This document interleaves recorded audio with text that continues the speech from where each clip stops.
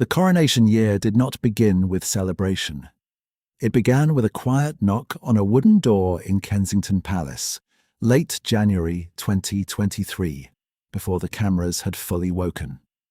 By the time staff arrived, the box was already inside. This is the story of what was inside that box, and the secret item buried inside it that the family never expected. To understand this moment, go back to August 1997. Princess Diana was dead.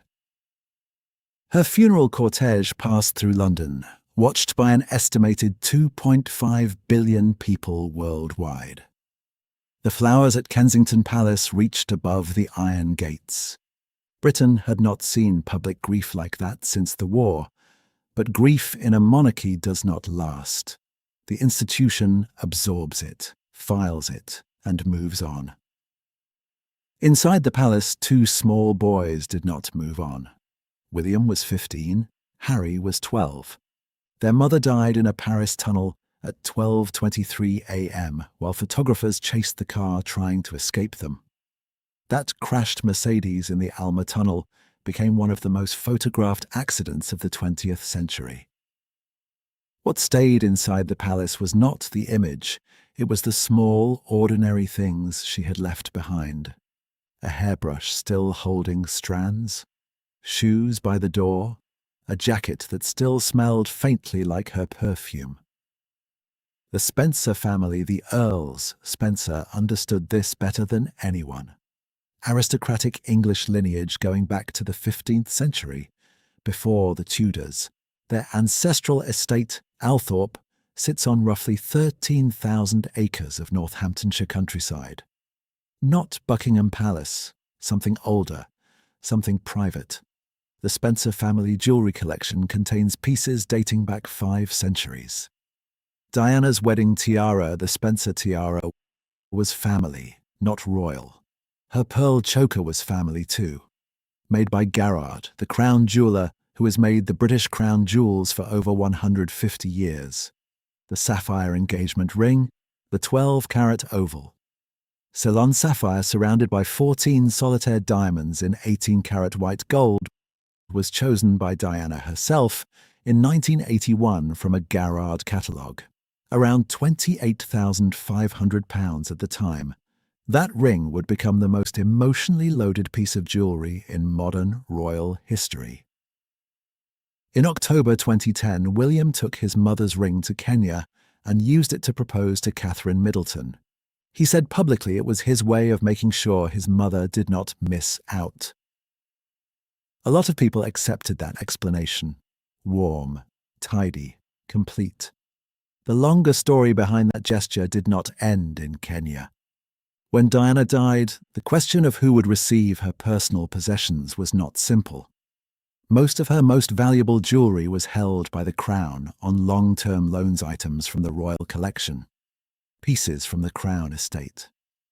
Foreign state gifts presented through official channels.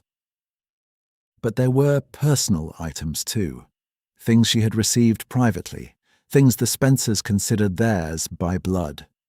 For roughly 2 decades, those belongings stayed largely within the family. The sapphire ring itself was contested briefly. Charles wanted it to go with his new wife, and Diana's brother, the 9th Earl Spencer, insisted it be left for William to choose when the time came. Charles agreed. The ring waited. Then came 2022. The movements inside the institution's older structures were visible by then. In January, Prince Andrew was formally stripped of his military titles and royal patronages following the Virginia Giuffre civil settlement. The National Audit Office had been quietly reviewing the Crown Estate's lease arrangements for years. The Duchy of Cornwall, created in 1337 specifically so the heir to the throne would never be financially dependent on the sovereign, was generating roughly £24 million annually from its portfolio. The Crown Estate itself, the independent commercial property portfolio of the monarchy, was valued at roughly £15.6 billion in its most recent assessment. And at the centre of it, Queen Elizabeth II, at 96, was marking 70 years on the throne. Her Platinum Jubilee in June 2022. The balcony. The quiet tears at Windsor. The world watching an old woman say goodbye to something she had carried her entire life. By autumn, the question inside the family was no longer about Charles inheriting the throne. That was settled. The question was what the next generation would carry, what grief, what jewelry, what stories. By all accounts, the Queen had been thinking about Diana's belongings for some time. People close to the household describe a quiet instruction sent from the office of the Master of the Jewel House, the historic royal position responsible for the care of the crown jewels, in the spring of 2022. The sovereign grant, the public funding mechanism providing roughly £86.3 million annually to the monarchy, was not involved. The Royal Collection Trust, which manages the official royal art and jewels, millions of objects across 13 royal residences, was not involved. What was being assembled was outside every official institutional structure. People present recall the timing being deliberate. A woman who had ruled for 70 years understood symbols better than anyone alive. She was working with something different. By late winter of 2023, the Queen's final year, a single dark blue velvet case was reportedly being prepared. It contained several items that had belonged to Diana personally, not on loan. Pieces the Spencer family had released back into royal custody years earlier, but never returned to public display. A biographer who examined the family's archival records later noted that these pieces had always been treated differently. They were tracked separately, stored separately. They had a weight the official catalogued items never had. The Crown Estate, the Duchy of Cornwall, the Master of the Jewel House, none of these were involved in the eventual transfer. That is what made it unusual. Reports indicate the box was carried to Windsor under private seal by an aide from the Office of the Privy Purse, the ancient financial structure that has handled the sovereign's private funds since at least the 17th century. No press release, no ceremony, no public announcement.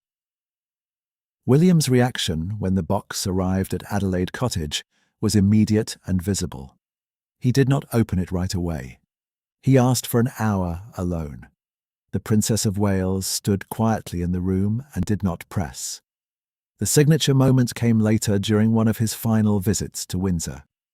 According to those who were close to the monarch in those months, she spoke plainly. Not dramatically, not as a benediction, almost practical. What she said, in the family tradition of keeping tight-lipped about private matters, was something close to, "These were hers. Now they should be where they matter most." The room was quiet. William said nothing. People who knew him at that time described the silence that followed as the kind that means a sentence has landed in a place deeper than language can reach. The Royal Archives contains correspondence, diaries, state gifts, and official documents going back centuries. It does not contain this box. That is the point. The Master of the Royal Archives, the official custodian of the monarchy's written record, was never consulted about this transfer. By the summer of 2023, the Princess of Wales had reportedly begun wearing certain items quietly. Not announced, not tagged, not explained in press releases. Family tradition has it that the items were integrated into daily life, not placed in a safe, not reserved for state occasions. Catherine was seen at a private family gathering wearing a small piece. No cameras positioned for the moment. No one photographed it. That is what made this different. And here is the part most people missed.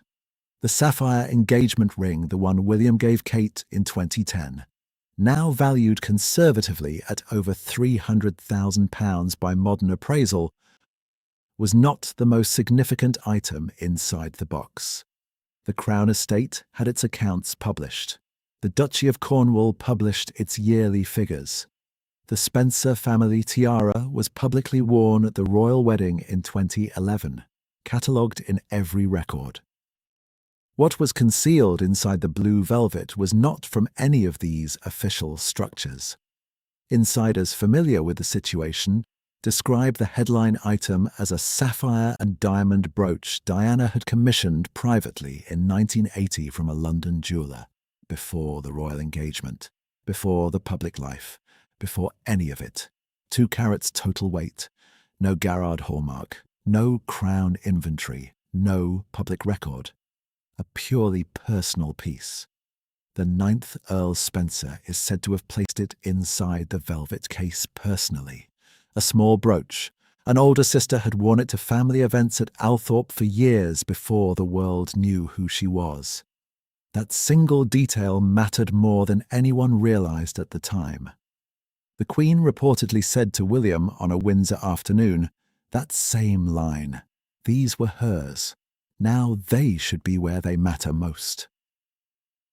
The brooch, by the time it reached Adelaide Cottage, had carried Diana's memory across 3 generations. Through the Spencer estate, through the institution, through the Queen's own final hands. Look at the full picture. The sapphire ring was Charles's gesture through William. The royal wedding was William's public gesture. The Diana tribute dress worn by her sons as adults was their personal gesture. But the brooch, the velvet case, the quiet delivery, was the Queen's gesture. To the 2 boys she had watched mourn in front of her. To the daughter-in-law she had personally supported through 11 years of the most scrutinized life in Britain.